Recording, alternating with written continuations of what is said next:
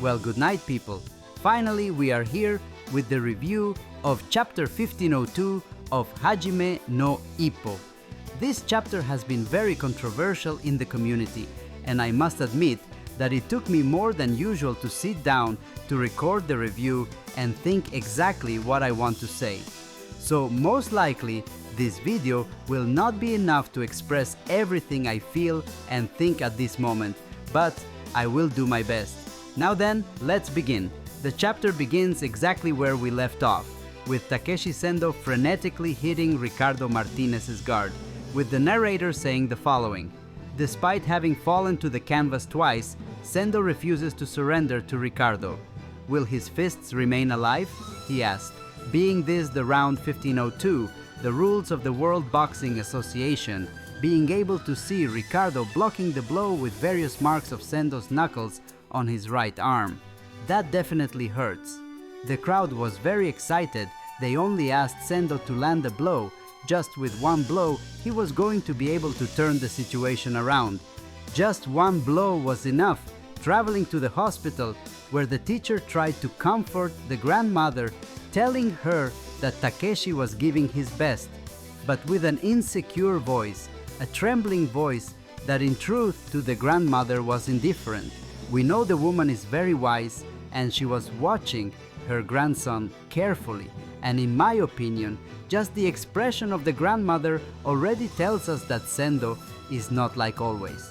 Ricardo resumed his attack with a rain of jabs that pushed back the tiger of Naniwa, leaving Sendo at the indicated distance. In fact, the same trainer of the tiger, Yanaoka, believed that all this was to have Sendo at the perfect distance for the rifle, that is, for the right hand of the champion. And we begin with one of the most important topics of the chapter from the mouth of Bill Stewart, Ricardo's trainer, who says that despite having crossed half the world to come to Japan, apparently the fight was not going to last even 6 minutes, taking for granted that Sendo was going to be defeated now.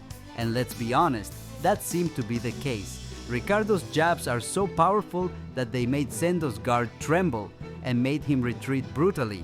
Takeshi was no longer able to hide the damage. He was highly affected by the counters, and of course, his face full of blood flew backwards with a simple jab, quote unquote. The audience was falling into despair, almost the same that Sendo was having at this moment. They knew that if he stayed at that distance, it was a total condemnation. Something very curious, and that unsettled many, was how the commentator tells us that by the rules of the World Boxing Association, if Sendo falls once more, that is a third in this round, the fight will end. It is true that today, in full year 2025, this rule no longer applies. That is, hypothetically, you could fall many times in the same round, 3, 4, 5, etc., and the fight would not end.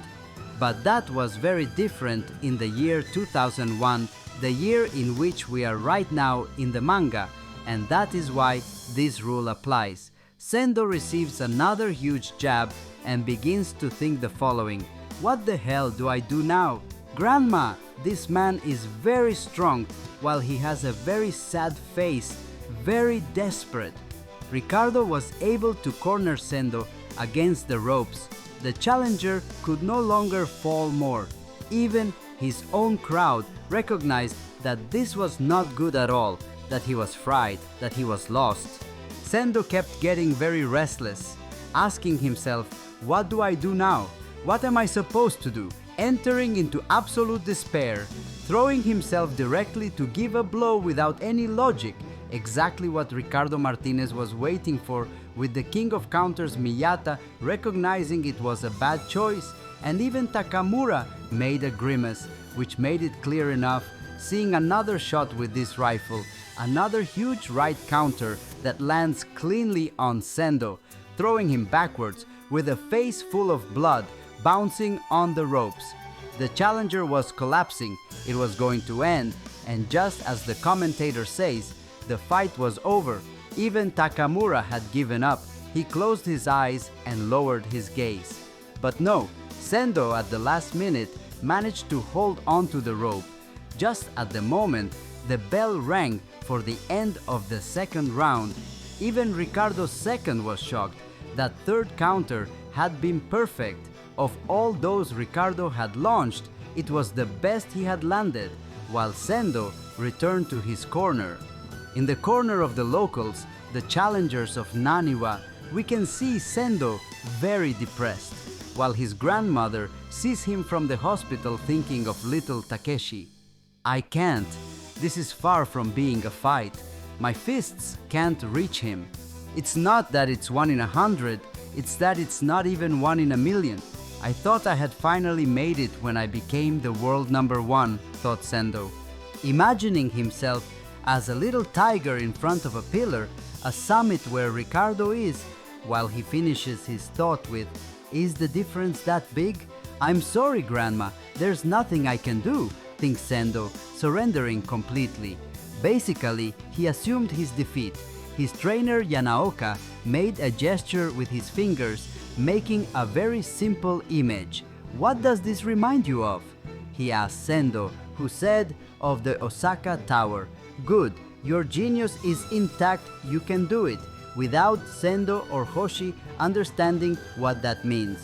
Traveling to Ricardo Martinez's corner, where the Mexican explained to us that he could not win the fight with that right hand because his arm was already numb from the number of blows he had blocked.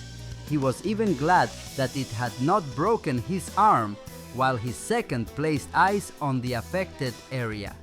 "Will he be able to recover in 1 minute?" they asked, to which Ricardo said it was only 60%. But that's enough.